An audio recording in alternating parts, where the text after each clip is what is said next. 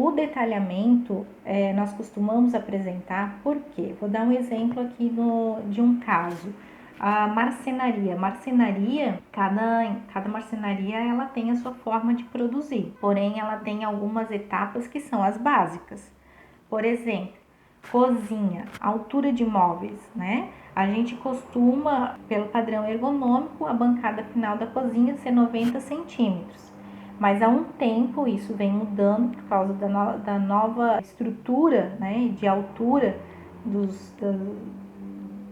das novas pessoas, né, a nova geração, essa é a palavra, a nova geração, ela vem com uma estatura maior, que não é o meu caso, tá? Mas enfim, ela vem com uma estatura maior, são pessoas mais altas, né? E as bancadas elas vêm sofrendo também, de acordo com essa nova geração. Então, de 90, a gente vem trabalhando de 94 centímetros final até 1 metro. Lá em casa, eu fiz a minha bancada de 1 metro.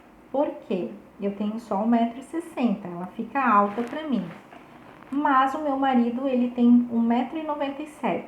Então, ele é bem mais alto que eu e para ele é muito desconfortável pia baixa. Porém, mais fácil eu me adaptar utilizando um apoio no pé do que ele se adaptar com uma bancada mais baixa. Então, nós trabalhamos lá em casa com uma bancada altura final de 1 metro. Quando a gente faz a bancada de altura final 1 metro, a gente tem que levar em consideração, cozinhas, a altura do fogão. Por que eu falo isso? Porque ele tem grades, né? E aquela grade, então você tem 1 metro mais 3 ou 4 centímetros da grade. Não sei se é esse o nome, mas a proteção ali na boca, quando você tem ela alta e ela não é slim. E isso sobe de 2 a 3 centímetros. Às vezes uma bancada de 1 metro vai passar para 1 metro e 4. Aí fica desconfortável.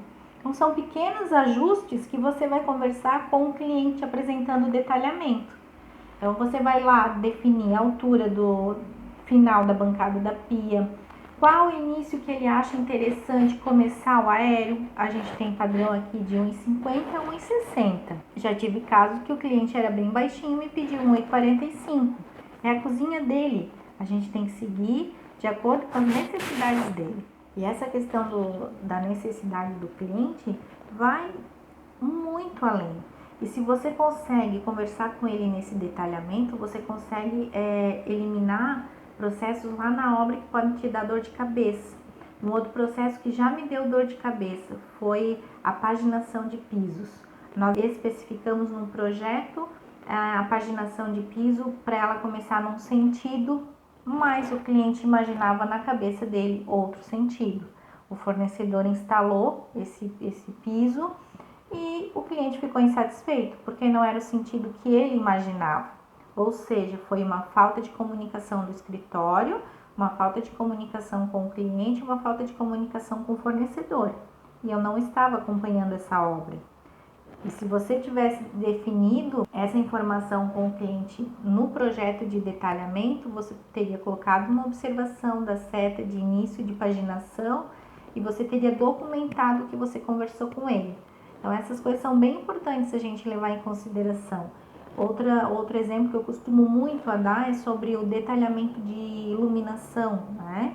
A especificação de teclas, quantidades de teclas, quais circuitos vão acender, né? Com qual tecla. Por exemplo, eu tenho 3 tomadas na entrada da porta. Aqui eu tenho 3 circuitos, uma do pendente, tem uma tecla para uma mangueira de LED, né, que seria a iluminação indireta, e a minha iluminação central, que é a iluminação que eu deixo acesa, ligada, quando eu não tenho atendimento, né, é uma coisa mais tranquila, assim, que eu possa trabalhar sem muitos enfeites, sem a iluminação muito decorativa. Essas informações você também pode alinhar com ele já no detalhamento. Então, quando for o eletricista executar, essas informações também estarão no projeto e vai te dar mais conforto no sentido de que o projeto vai sair correto como vocês conversaram. Tem várias etapas que a gente tem que levar em consideração nos detalhamentos. Eu estou passando algumas para vocês terem a noção e perceberem Como é importante conferir o detalhamento com o cliente?